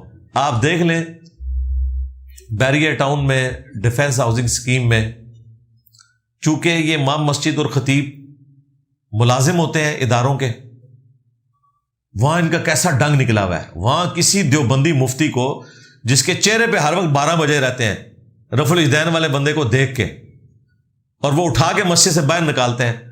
بیریئر ٹاؤن کی کسی مسجد سے رفع الاجدین یا اونچی امین والے کو کبھی کوئی نکالنے کی جرت نہیں کرے گا، کیونکہ اس امام کی دنیا وابستہ ہو گئی ہے. وہاں اسے غصہ بھی نہیں آئے گا. یہاں پہ بھی عام لوگوں میں اگر کوئی دنیاوی طور پہ بڑے منصب والا آدمی ہے یا مال والا بندہ ہے، چودھری ٹائپ ہے اپنے گاؤں کا، وہ رفع الاجدین شروع کر دے، امام جو ہے وہ اپنا سر پھاڑ لے گا، اسے کچھ نہیں کہے گا. اور کوئی غریب آدمی رفع الاجدین شروع کر دے، اس کے خلاف جمعہ بھی پڑھا دے گا. تو اگر آپ غریب ہیں تو پھر دوسرا حال یہ ہے کہ تھوڑے بہت پیسے جوڑ کے امام کی خدمت کریں، کوئی گفٹ دے دیں. جمعے کی نماز کے بعد کوئی 100 روپے کا نوٹ مٹھی میں رکھ دیں، اس کی ڈائریکٹ اس کو دیں، اس کے اوپر ڈائریکٹ انویسٹمنٹ کریں. چندے میں ڈالنے کی انویسٹمنٹ کا کوئی فائدہ نہیں، وہ انڈائریکٹ جا رہی ہے. جیسے آپ جنازہ پڑھنے جاتے ہیں نا، تو جنازہ پڑھنے کا آپ کو کوئی دنیاوی فائدہ نہیں ہوتا، اللہ کے حضور تو ہوتا ہے. دنیاوی فائدہ اس وقت ہے کہ آپ جنازہ پڑھنے کے بعد جن لوگوں کا بندہ فوت ہوا ہوا ہے اس کو آپ باقاعدہ گلے لگا کے، حاضری لگا کے جب تک نہیں جاتے آپ کا جنازہ ہوتا ہی نہیں ہے دنیا کی نظر میں. اس طریقے سے آپ کا چندہ اس وقت ہوگا جب آپ ڈائریکٹ اس کے ہاتھ میں دیکھیں گے. پھر آپ دیکھیں پیسے کا کمال، آپ دیکھیں بالکل کوئی نہیں بولے گا، کیونکہ پیسہ وہ طاقت رکھتا ہے کہ جو ان کا عقیدہ بھی اتنی طاقت نہیں رکھتا، کیونکہ کمزور عقیدہ ہے نا ان کا، پیسے سے مات دے سکتے ہیں، پیسہ مومن کا ہتھیار ہے، سیدھی سی بات ہے۔ حضرت عثمان نے کوئی جنگیں لڑ کے 3 دفعہ جنت نہیں لی ہے، پیسہ لگا کے لیے۔ ایک دفعہ مسجد نبوی شریف کی توسیع کے لیے زمین صدقہ کی، ایک دفعہ میٹھے پانی کا کنواں مسلمانوں کے لیے، اور تیسری دفعہ غزوہ تبوک کے موقع پر 1000 دینار دیے۔ تینوں دفعہ اپنا مال خرچ کر کے جنت کمائی ہے۔ تو یہ پیسہ ایک بڑا ذریعہ ہے اللہ کے حضور کامیابی کا بھی اور دنیا میں بھی کامیابی کا۔ اللہ کے حضور تب جب آپ اللہ کے لیے لگائیں۔ یہ میں کوئی غریب لوگوں کو ڈسکریج نہیں کر رہا، اللہ نے دیا ہے امیروں کو مال۔ بخاری مسلم میں حدیث ہے، کچھ اصحاب حضور کے پاس آئے، یا رسول اللہ امیر لوگ تو اللہ کی راہ میں خرچ کرتے ہیں، اتنے اتنے فضائل کما لیتے ہیں، ہم کیا کریں؟ آپ نے فرمایا تم ہر نماز کے بعد، فرض نماز کے بعد 33 دفعہ سبحان اللہ، 33 دفعہ الحمدللہ اور 33 دفعہ اللہ اکبر پڑھو۔ ایک روایت میں 34 دفعہ اللہ اکبر، دوسری روایت میں تینوں 33 دفعہ، اور لا الہ الا اللہ وحدہ لا شریک لہ لہ الملک ولہ الحمد وہو علی کل شیء قدیر پڑھو، تو یہ تمہارے لیے اس سے بھی بہتر ہو جائے گا۔ کچھ دنوں بعد وہ غریب اصحاب آئے، انہوں نے کہا یہ تو امیر لوگوں نے بھی وظیفہ شروع کر دیا ہے، اب ہم کیا کریں؟ بس نبی الاسلام بھی اتنا ہی کر سکتے تھے۔ آپ نے فرمایا ذالک فضل اللہ یؤتیہ من یشاء، یہ اللہ کا فضل ہے جسے عطا کرے۔ یہ حقیقت بات ہے، جسے اللہ تعالیٰ نے مال دیا ہے اور وہ دین کے راستے میں بھی چلتا ہے، اسے اللہ تعالیٰ نے زیادہ ریسورسز دیے ہیں جنت تک پہنچنے کے۔ اب اگر آپ کے دماغ میں یہ آ رہا ہے نا کہ غریب کے ساتھ اللہ نے زیادتی کر دی ہے، نہیں، اللہ کے بندو، امیر آدمی اگر اللہ کی راہ میں خرچ کرتا ہے تو یہ اتنا آسان کام کوئی نہیں ہے، وہ اپنی اس آزمائش کو اوور کم کر رہا ہے۔ یہ کہنا آسان ہے کہ میرے پاس بھی مال ہو تو میں اتنا خرچ کروں گا، جب مال آتا ہے نا پھر خرچ کوئی نہیں کرتا۔ یہ میں اپنی آنکھوں سے دیکھا ہے، بڑے بڑے دیندار حاجی نمازی لوگ ہیں، زکوٰۃ نہیں پوری ادا کرتے۔ لہذا آپ امیر آدمی کا اللہ کی راہ میں خرچ کرنا، اس کو اتنا ہلکا نہ شمار کریں، یہ بڑا مشکل کام ہے۔ 1 لاکھ پہ 2500 زکوٰۃ دینا آسان ہے، 1 کروڑ پہ 2.5 لاکھ نکالنا تھوڑا سا مشکل ہے، لیکن 1 ارب کے اوپر ہر سال 2.5 کروڑ نکالنا لگ پتہ جاتا ہے، بڑا مشکل کام ہے۔ اور یہ تو میں آپ کو فرض جو صدقہ ہے اس کا ذکر کر رہا ہوں، نفلی صدقات علیحدہ سے ہے۔ حضرت عثمان نے جو جنت کمائی ہے وہ فرض صدقات کے ذریعے نہیں، وہ تو دینے ہی دینے ہیں، اس کے اوپر مال خرچ کیا ہے، تو اتنا بھی آسان کوئی نہیں ہے خرچ کرنا، ذہن میں رکھیے گا، یہ کہنا ہی آسان ہے۔ حضرت عیسیٰ علیہ السلام کا نزول کب تک متوقع ہے؟ یہ سائل ادیم صاحب سے پوچھیں یا ان سے پوچھیں، وہ ہمارے جو اوریا مقبول جان صاحب ہیں۔ ڈاکٹر سرار صاحب زندہ ہوتے تو تیسرا نام میں ان کا لیتا۔ یہ سب لوگ بےچارے پوری کوشش کر رہے ہیں کسی طریقے سے دجال کو نکال لیں، امام مہدی کو بلا لیں، حضرت عیسیٰ علیہ السلام سے کوئی رابطہ ان کا ہو جائے۔ تو اس قسم کی پیش گوئیاں میں نہیں کرتا، میں آپ کو صرف اتنا بتاؤں گا جتنا قرآن و سنت میں آیا ہے۔ جب تک وہ ہو نہیں جاتا ہم وثوق سے بتا نہیں سکتے، یہ ذہن میں رکھیے گا۔ اس طرح کے اٹکل پچو جو لوگ چلا رہے ہیں وہ شروع سے چلا رہے ہیں، میں آپ کو بتاؤں یہ کوئی آج کے لوگوں کا مسئلہ نہیں ہے۔ جب تک 1000 سال پورے نہیں ہوئے تھے نا نبی علیہ السلام کے دنیا سے تشریف لے گئے، پرانے بزرگوں کی آپ کتابیں پڑھیں تو وہ یہی کہتے تھے جی 1000 سال بعد قیامت آ جائے گی، اندازے لگاتے تھے۔ آج 1000 کے اوپر بھی 445 سال گزر چکے ہیں، پتہ نہیں ابھی کتنا عرصہ باقی ہے۔ اس قسم کی تباہ آزمائی کرنا، خود سے رزلٹ نکالنا، کوئی ڈیٹس بتانا، اعلیٰ حضرت نے بھی امام مہدی کے نزول کا سن نکالا ہوا ہے 1837 ہجری، تو اعلیٰ حضرت کے نزدیک تو ابھی کوئی تقریباً 400 سال پڑے ہوئے ہیں۔ عین ممکن ہے اس سے پہلے ہو جائے، عین ممکن ہے اس کے بھی 1000 سال بعد ہو۔ باقی یہ کہنا کہ پھر ان حدیثوں کا فائدہ کیا ہے؟ بھائی ان حدیثوں میں جو بیان ہوا ہے وہ کرے نا۔ کسی حدیث میں آیا کہ آپ نے کوشش کرنی ہے کہ دجال نکل آئے۔ یہ ریڈ کاؤ والے جب ایشو اٹھے تھے تو آپ دیکھیں پوری دنیا سے دجال نکالے بیٹھے ہوئے تھے۔ وہ مسلمان جو قرآن بخاری مسلم کے اوپر زبانی کلامی ایمان رکھتے ہیں، وہ 4 بچڑے اسرائیل نے لیے, ان کو ہاتھ پاؤں پڑ کے جی بس دجال نکلنے لگا ہے. ہم نے آپ کو اس وقت بھی کہا تھا کہ اپریل میں چانسز ہیں کریں, زیادہ چانسز ہیں کچھ بھی نہیں کریں گے. آج دیکھ لو جناب, جون آ گیا, کوئی نہیں جو بچڑے ہو, نہ انہوں نے کچھ کی تھے, کر بھی لینڈ تھے, نہ تو یہ یہودیوں کی ایما کے اوپر دجال نے نکلنا ہے, نہ مسلمانوں. یہ اللہ کی مرضی ہے. میں نے باقی تفصیلی ویڈیوز ریکارڈ کرائی ہیں جو نبی الاسلام نے ہمیں بتایا کہ ہمارا ایٹیچیوڈ کیا ہوگا. جو مسلم شریف میں حدیث ہے, جو بھی دجال کو پائے تو سورۃ الکہف کی پہلی 10 آیات اس کے سامنے قرات کرے. اس کے سامنے کو درس قرآن نہیں کرنا, نہ درس حدیث کرنا ہے, بس یہ پڑھنا ہے. اگر سامنا ہو جائے, خود نہیں سامنے آنا اس کے. تو جب تک وہ نکلا نہیں ہے تو میں اب کیا آپ لوگوں کو ٹریننگ کراؤں؟ میں ٹریننگ یہی کرواؤں گا کہ سورۃ الکہف کی پہلی 10 آیات یاد کر لیں, یہ میں آپ کو بتاؤں گا. نکلنے کا سن نہیں بتا سکتا. باقی اس فتنے سے متعلق آگاہی ضرور بتا سکتا ہوں, لیکن آپ کو اس میں کوئی انٹرسٹ نہیں جب تک میں نکال کے آپ کے سامنے نہ لے آؤں. یہ کام میں نہیں کر سکتا. باقی عیسیٰ ابن مریم دنیا میں آئیں گے, اس پہ میری کئی ویڈیوز ریکارڈ ہیں, آپ دیکھیں. دجال کے اوپر, امام مہدی کے اوپر, قرب قیامت کی نشانیوں کے اوپر نشانیاں ضرور بتائیں گے. نشانیاں کب پوری ہوں گی یہ ہم نہیں بتا سکتے جب تک ہو نہ جائے. مجھے بتائیں, بخاری مسلم میں تھا, نبی علیہ السلام نے کہا تھا قیامت اس وقت تک قائم نہیں ہوگی جب تک کہ تم جو چپٹے چہرے والے لوگ ہیں, جو بالوں کے بنے ہوئے جوتے استعمال کریں گے, یعنی کہ تاتاری منگول, ان کے ساتھ تم قتال نہ کرو. قیامت اس وقت تک قائم نہیں ہوگی, تم ان کے ساتھ قتال کرو گے. کسی محدث نے یہ بتایا تھا کہ یہ کب آئیں گے منگول؟ حدیثیں لکھتے رہے سارے. وہ جا کے پھر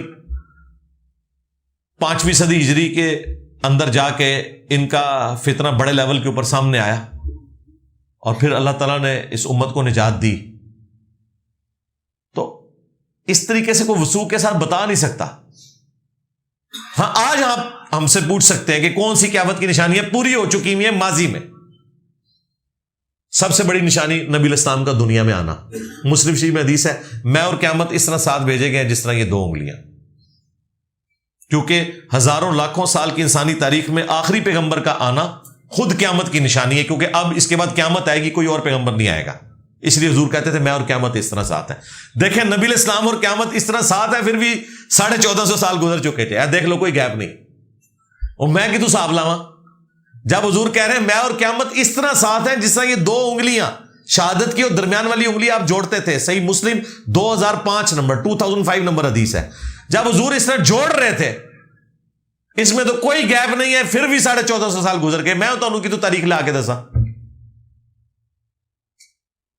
پھر قرآن میں ہے اقتربت الساعہ وانشق القمر, قریب آ گئی قیامت اور چاند ہو گیا 2 ٹکڑے. چاند کا 2 ٹکڑے ہونا نبی الاسلام کے لیے معجزہ ظاہر ہونا, یہ بھی قیامت کی نشانی ہے, کیونکہ آخری پیغمبر آئے. یہ نشانی پوری ہو چکی ہے. منگولوں سے جو مسلمانوں کی لڑائیاں ہونی تھی وہ پوری ہو چکی ہیں. باقی جو بڑی 10 نشانیاں مسلم شریف میں آئیں, کچھ بخاری میں بھی ذکر ہوئی. یاجوج ماجوج کا نکلنا, دابت الارض کا نکلنا, عیسیٰ ابن مریم کا نزول, مغرب سے سورج کا نکلنا, یہ وہ نشانی ہے جو ابھی ظاہر نہیں ہوئی. یعنی جو آپ کے مطلب کی ہے نا, ان میں سے بھی کوئی بھی ظاہر نہیں ہوئی ہے. ہو سکتا ہے کچھ عرصے بعد مولوی کہ جی انجینئر صاحب خود قیامت کی نشانیوں میں سے ایک ہے. کہتے ہیں نا فتنہ آ گیا جی, قیامت نیڑے ہے جی, قیامت نیڑے ہے جی. جب کبھی مسلمانوں پہ کوئی برا وقت آتا ہے تو قیامت نزدیک ہو جاتی ہے ان کی. بجائے اس کے لیے کوئی ایفرٹ پٹ کریں, اس طرح کہہ کے اپنے آپ کو تسلی دے لیتے ہیں. لے جی, آپ کا یہ پورا تھدا اللہ کے فضل سے میں نے مکمل کر دیا ہے. جو پرچیاں میرے ممبر پہ بیٹھنے سے پہلے آئی تھیں, الحمدللہ میں نے ساری پرچیاں پڑھ کے کوشش کی ہے کہ مختصر وقت میں آپ کو ورڈک دے دی جائے. باقی یوٹیوب کے اوپر اتنا کچھ رکھا ہوا ہے, آپ جو سوال سوچیں گے رومن میں ٹائپ کریں, نہ دن دیکھیں نہ رات دیکھیں, یوٹیوب پہ لکھیں, ہم حاضر ہو جائیں گے. کیا حکم ہے میرے آقا, آپ کے سامنے ہوں گے. ایک نہیں, ایک ٹاپک پہ سینکڑوں ویڈیوز. میں اگلے دن اپنے آفیشیل چینل کے اوپر یوٹیوب کی وہ جو انالیسز ہے اس میں دیکھ رہا تھا کہ آلموسٹ 100 کے قریب روزانہ ویڈیوز اپلوڈ ہوتی ہیں ہمارے اسٹوڈنٹس کی طرف سے. یہ وہ ہیں جن کی رپورٹنگ یوٹیوب ہمیں کر رہا ہے. جو چھوٹے موٹے کلپ ہیں وہ تو یوٹیوب کی اس الگوریدم میں بھی نہیں آتے. 100 تو وہ ہیں جو لوگ ویڈیوز چڑھاتے ہیں, کیونکہ وہ ویڈیو ہمارے چینل سے لی ہوتی ہے نا, تو فیڈ بیک آ جاتا ہے کہ آپ کی یہ ویڈیو فلاں چینل نے اپلوڈ کر دی ہے, کاٹ کے یہ فلاں نے کی ہے. 100 کے قریب روزانہ, اور سال سے ایسا ہو رہا ہے, کیونکہ ہم نے لوگوں کو الاؤ کیا ہوا ہے کہ ٹھیک ہے آپ لوگ ویڈیوز اپلوڈ کر سکتے ہیں, کوئی بےہودہ تھمبنیل نہ لگائیں اس کے اوپر, کوئی گالی گلوچ نہ لکھیں. وہ میں نے کچھ شرائط بتائی ہوئی ہے تاکہ یہ نہ ہو کہ دین کا الٹا آپ نقصان کرنا شروع کر دیں. باقی تو علماء نہیں الاؤ کرتے, میں تو سب کو الاؤ کیا ہوا اس حوالے سے. تو اس وجہ سے آپ اگر کوئی ٹاپک رومن میں ٹائپ کرتے ہیں نا سرچ میں جا کے یوٹیوب کی, تو میری درجنوں ویڈیوز کھل جاتی ہیں اللہ کے فضل سے, تفصیل کے ساتھ. کوئی چیز نہیں بچے گی جو آپ سننا چاہتے ہیں اور وہ میں نے ڈسکس نہ کی ہو. ہاں آپ کے علم میں نہ آئی ہو ایک الگ بات ہے. لوگ مجھے ای میلز بھی کرتے ہیں یہ فلاں چیز آپ نے کبھی بیان نہیں کی. میں کہتا ہوں بھائی یہ تو 12 سال پہلے میں نے بیان کی تھی. ظاہر ہے کہ میں آج سے تو نہیں بول رہا, اللہ کے بندو میری ریکارڈنگز چڑھتے ہوئے اب 16-17 سال ہو چکے ہیں. 16-17 سالوں میں ایک ناغانی اتوار کا اور کئی گھنٹے میں بولتا ہوں. اس کے علاوہ جو اسپیشل پروگرام ہے, پوڈ کاسٹ بھی آپ دیکھیں کتنی ہے, کوشچن آنسر سیشن پوری رات کے 6-7 گھنٹے کے, ان میں سے کلپ لاکھوں کی تعداد میں بنے. اتنا کچھ بولا ہوا ہے کہ یہ کوئی ایسا ٹاپک آپ بتا نہیں سکتے کہ جس کے اوپر میں نے ڈسکشن نہ کی ہو. کئی ایک ٹاپکس تو میں نے اس وقت ڈسکس کیے تھے جب آپ کے لیے وہ اہمیت کے حامل بھی نہیں تھے, جب وہ بعد میں اہمیت کے حامل ہوئے. مثلا اسٹیبلشمنٹ کا سیاست میں لچ فرائی کرنا, یہ میں نے اس زمانے میں کیا جب آج جو لوگ اسٹیبلشمنٹ کو گالیاں نکال رہے ہیں یہ لوگ خود اسٹیبلشمنٹ بنے ہوئے تھے. تو میں نے اس وقت کیا. اب لوگ تازہ ہوئے وہ کہتے ہیں انجینئر صاحب دیکھو نا تسی نہیں بول دے ہو, اللہ دے بندے ہو اسی تو اردو بول دے رہے ہیں, جا کے دیکھو. آپ کو نہیں پتا, ویڈیوز میں جا کے دیکھیں.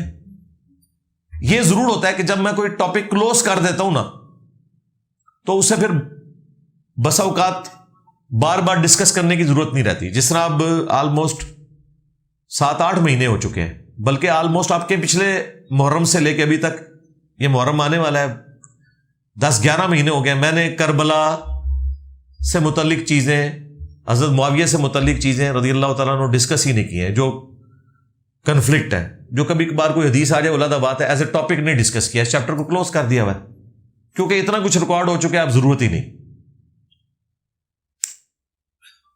توحید کے اوپر بھی دعا صرف اللہ ہی سے 2012-13 میں ریکارڈ کروایا تھا. اس کے بعد 2017-18 میں نے توحید کے اوپر جب دوبارہ قرآن کلاسز آئیں تو 3 لیکچرز دیے, پھر یہ چیپٹر کلوز ہو گیا. پھر پچھلے دنوں یہ شیطانی توحید ایک ایشو انہوں نے اٹھایا تو میں نے اسے ڈسکس کیا. یا ابھی یہ باپا جانی کی ایک ویڈیو آئی جس میں وہ 3 مریدین سامنے کھڑے ہو کے رو رہے ہیں اور اس کو منی گاڈ بنایا ہوا ہے, تو اسے میں نے ریبٹل کیا پچھلے اتوار کو, چونکہ وہ لمبی ویڈیو تھی اس پہ ریفرنس لگنے باقی, اس لیے ابھی تک وہ اپلوڈ نہیں ہوا. اسپیشل لیکچر 2 گھنٹے سے زیادہ کا ہے. جب کبھی کوئی بڑا ایشو ہے تو میں بولتا ہوں, ادروائز وہ چیپٹر کلوز ہوتے ہیں. اب آپ مجھ سے نماز کا طریقہ پوچھیں, ہزاروں ادھر پرچیاں بھیجیں, میں نہیں طریقہ بتاؤں گا, میں کہوں گا میرا پریکٹیکل ریکارڈ ہے. وہ ریکارڈ کروائے ہوئے بھی 4-5 سال ہو چکے ہیں. بار بار تو میں نے ریکارڈنگ نہیں کروانی. میری کوشش ہوتی ہے میں کرنٹ افیئر ڈسکس کروں. ہاں کرنٹ افیئر کوئی ہو اور اس میں کوئی پرانی بات ریپیٹ ہو رہی ہو وہ میں ضرور کر دوں گا, کیونکہ وہ پھر دوبارہ سے نئی ہو جاتی ہے.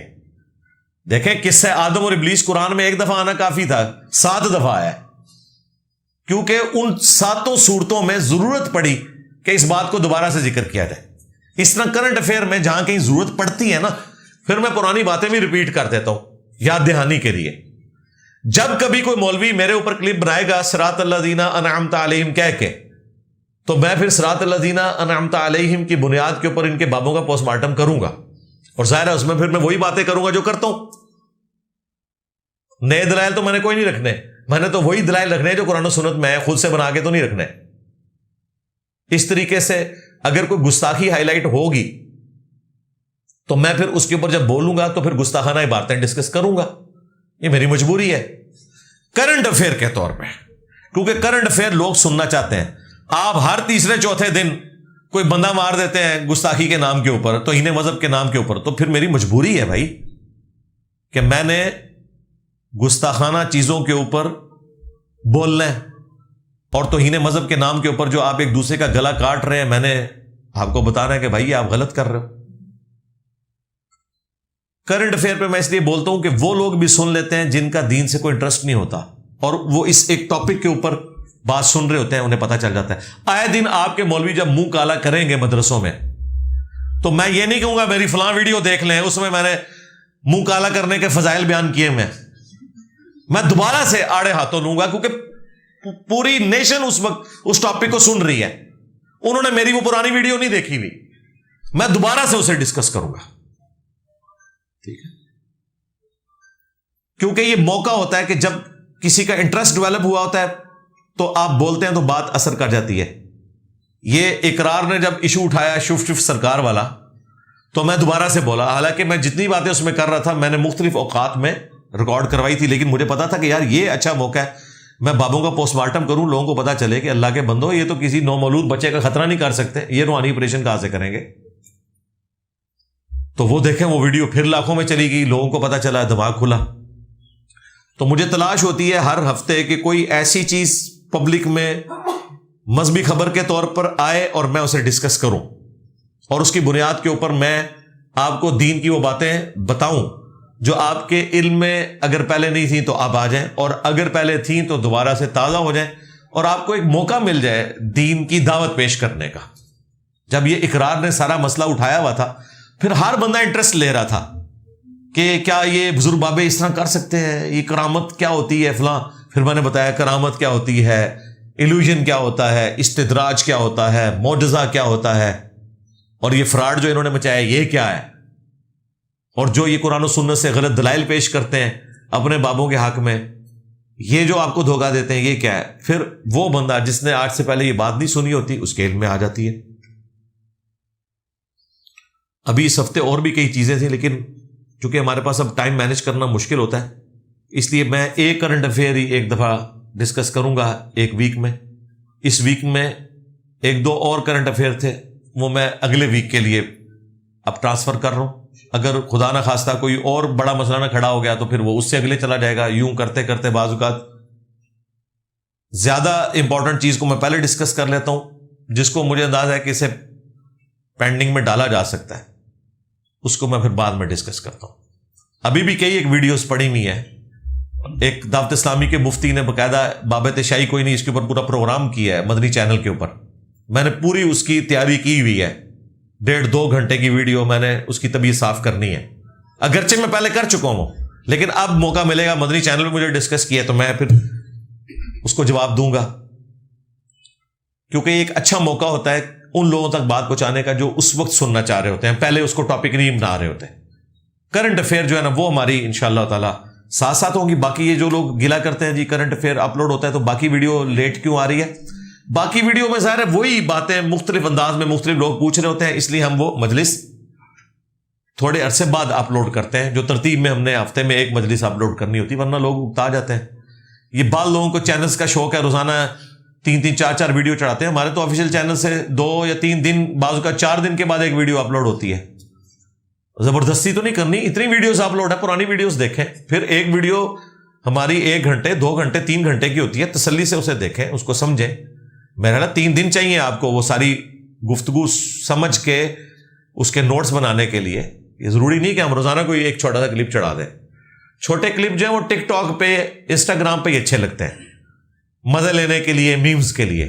باقی اگر آپ نے کوئی بات سمجھنی ہے تو وہ کم از کم آپ کو 1-1.5-2 گھنٹے میں بات سمجھ آتی ہے, کیونکہ اتنے زیادہ شیطان نے وسوسے ساتھ جوڑ دیے ہیں کہ آپ کو بریف کرنے پڑتے ہیں. دیکھیں اللہ تعالیٰ تو ایک صفحے پہ بھی بات سمجھا سکتا تھا, اتنی موٹی کتاب کیوں نازل ہوئی ہے؟ کیونکہ وسوسے ہی اتنے ہیں. یہ جو 700-800 صفحوں کی کتاب ہے اسی لیے ہے کہ ہر چیز کو کور کرنا ہے. اگر اللہ تعالیٰ اپنی بات سمجھانے کے لیے 700-800 صفحوں کو استعمال کرتا ہے تو ہمیں بھی میرے بھائی 7-8 جملوں میں نہیں بات پہنچانی آئے گی آپ کو. جب آپ 11ویں کے اوپر 1500 صفحوں کی کتاب لکھ دیں گے تو مجھے کم از کم 15 گھنٹے دیں کہ میں وہ 1500 صفحوں کا پوسٹ مارٹم کروں. چلے 15 نہیں تو کم از کم مجھے 1.5 گھنٹہ تو دیں نا, کیونکہ میں کوئی بات کروں گا اور کوئی ایک پوائنٹ میں نے چھوڑ دیا تو کہیں گے ایسا تو جواب نہیں دیتا, ہمیں ساری غلط جواب دیتا ہے. تو میں پھر کوئی شاید چھڑدا نہیں کہ ہر ایک بات کا جواب دیتا ہوں تاکہ شیطان کہیں سے داخل نہ ہو سکے. یہ اس کے اندر حکمت ہوتی ہے. اللہم انی اسألک بانک انت اللہ لا الہ الا انت الاحد الصمد الذی لم یلد ولم یولد ولم یکن له کفوا احد وإلہکم الہ واحد لا الہ الا هو الرحمن الرحیم الف لام میم اللہ لا الہ الا هو الحی القیوم اللہم صلی علی محمد وعلی آل محمد اللہم ربنا آتنا فی الدنیا حسنہ وفی الآخرۃ حسنۃ وقنا عذاب النار ربنا آتنا من لدنک رحمۃ وہیئ لنا من امرنا رشدا رب ارحمہما کما ربیانی صغیرا اللہم اغفر لحینا ومیتنا وشاہدنا وغائبنا وصغیرنا وکبیرنا وذکرنا وانثانا اللہم من احییتہ منا فاحیہ علی الاسلام ومن توفیتہ منا فتوفہ علی الایمان. اے اللہ جن جن بھلائیوں کا سوال تیرے محبوب صلی اللہ علیہ وآلہ وسلم نے تجھ سے کیا، ہمارے حق میں، ہمارے ماں باپ کے حق میں بھی، بچوں کے حق میں، پوری امت کے حق میں قبول و منظور فرما. جن جن چیزوں کے شر سے تیرے محبوب علیہ السلام نے تیری پناہ طلب کی، تمام مسلمانوں کو ان چیزوں کے شر سے اپنی پناہ عطا فرما. اے اللہ خصوص بالخصوص فلسطین کے مسلمان، چائنا کے، کشمیر کے، انڈیا کے، افغانستان میں، شام میں، یمن میں، عراق میں، افغانستان، پاکستان میں، جہاں کہیں مصیبت میں مسلمان، غیب سے ان کی عزت آبرو جان و مال کی حفاظت فرما. حاضرین کے دلوں میں جو جو نیک اور جائز دعائیں ہیں قبول فرما. حاضرین کے جو چھوٹے بڑے رشتہ دار فوت ہو چکے ان کی مغفرت فرما. تمام مسلمانوں کے حق میں یہ دعا قبول فرما. اے اللہ ہمیں موت سے پہلے پہلے اپنی قبر و آخرت کی تیاری کرنے کی توفیق عطا فرما. ہمارے ملک پاکستان کی خیر فرما، پورے عالم اسلام کی خیر فرما، پورے عالم اسلام کو اندرونی اور بیرونی خطرات سے محفوظ فرما. سبحان ربک رب العزت عما یصفون وسلام علی المرسلین والحمد للہ رب العالمین وصلی اللہ علی النبی الکریم وعلی آلہ واصحابہ اجمعین الی یوم الدین. آمین.